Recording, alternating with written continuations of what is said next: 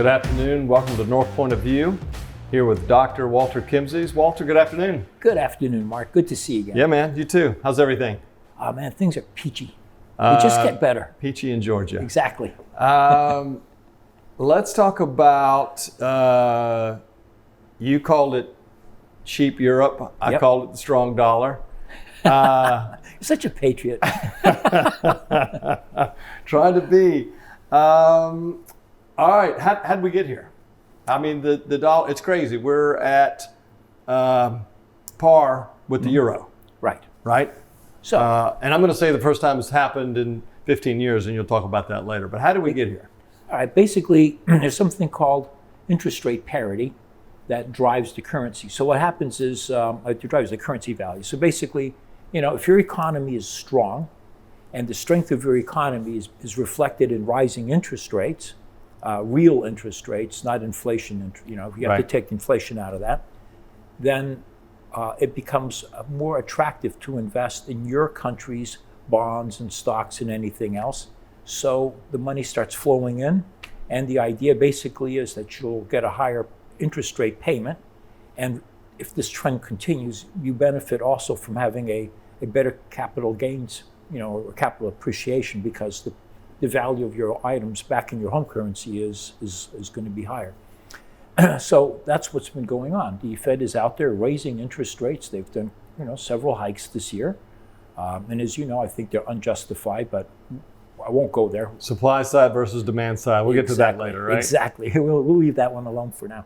But basically, that's why the dollar is strong. So we've got all this capital flowing in, people selling euros to buy dollars. And we're a safe haven. There's a lot going on right now around the world, right? It sure is. We've got two crazy underdeveloped countries, threatening war or else engaged in war. Yeah. And so obviously one of the, as you say, cheap Europe, you go to Paris, man, your dollar goes a lot farther, right? Exactly. I mean, it's a 30, maybe even 40% gain to what it was a couple of years ago. Oh, absolutely. Yeah. I mean, and it's also easier to do the conversion in your head. Yeah, right? I like it. Yeah. It's funny. When I lived in Switzerland, I used to drive over the border over to Cologne, and on the French side, and it's about 50 kilometers away from Zurich, so it's a nothing drive. And we went and bought a freezer because it was a 400 franc freezer.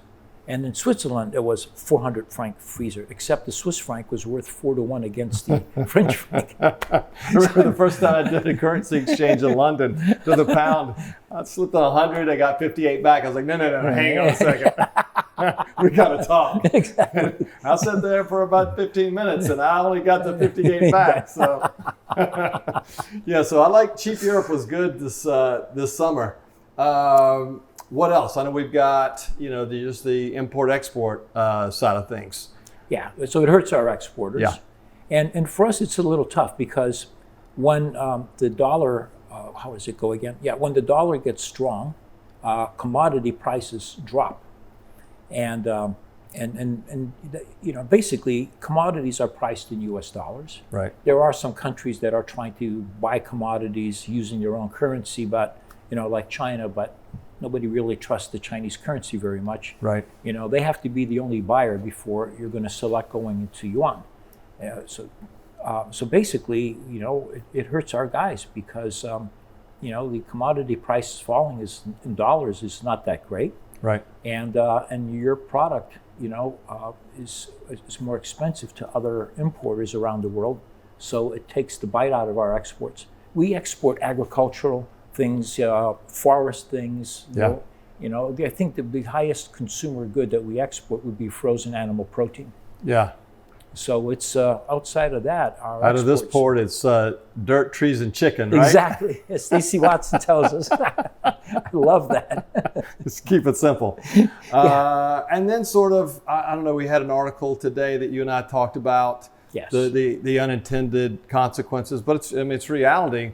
We've got these emerging markets, these third world countries that, because of a strong dollar, now are facing the issue that they're not able to make their debt payments. Mm-hmm. We've got cash crunch in a few countries where they're talking about going into the, this time of year, heating oil purchases and things like that. So we could actually see a crisis in several countries because of the currency. Exactly. And then, of course, the that horrible Russian aggression towards the Ukraine, and then not allowing wheat to be exported to the rest of the starving world, has only driven commodity prices up further. Right. So if you have, if you're a small, underdeveloped country, the larger ones are okay. They got enough dollar reserves to get through this. Yeah. But the smaller ones, they don't have the currency reserves to buy food. Yeah. I mean, this is what's happening with the Fed raising interest rates is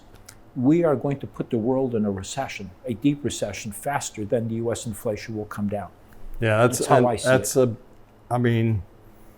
That's a big statement, but I don't disagree with you. Yeah. Those are those unintended consequences. It's sort of interesting or maybe fun to talk about, being able to buy,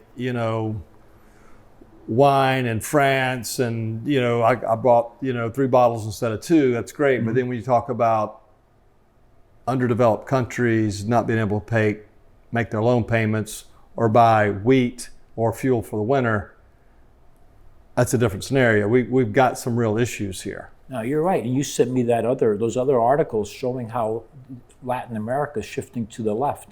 Yeah. Mexico, Ecuador is already there, but Chile is now moving to the left. Colombia elected some, well, I won't say insulting stuff, but basically, I don't think he was a very good choice for president, but he's a leftist. And kind of like a lot of people in this country who are worried about things, the environment, they want to cause a lot of change without considering the consequences. Right. But us raising our interest rates, making the dollar strong, is pushing a lot more of the world to the left and definitely against us. I mean, Secretary of State Blinken went to Africa to try to get more support to denounce Russia, and I think they tossed him out on his keister. Yeah. So we've got a lot of issues connected with the currency, but then back to port business, industrial real estate. What's the impact there? Well, the key thing here is that we already, as you pointed out to me, right, the United States is just flooded with capital. Getting capital for us to do development and other things is not a problem. Yep. And with Europe, what we're seeing is a large amount of capital flowing into the U.S. to capture the return benefits. And a friend of mine who looks at FIRPTA, that's the federal foreign guys stuff that you have to file to be able to use foreign money, in your investment fund. I said the number of FIRPTA applications has gone through the roof. Yeah. And what that means is even more capital for industrial real estate. Yeah, which, again, we get into that at another point, but our pluses and minuses of that too, right? Exactly. Hey, Walter, great to be with you, man. Hey, man, as always. Thanks for everything. Take care.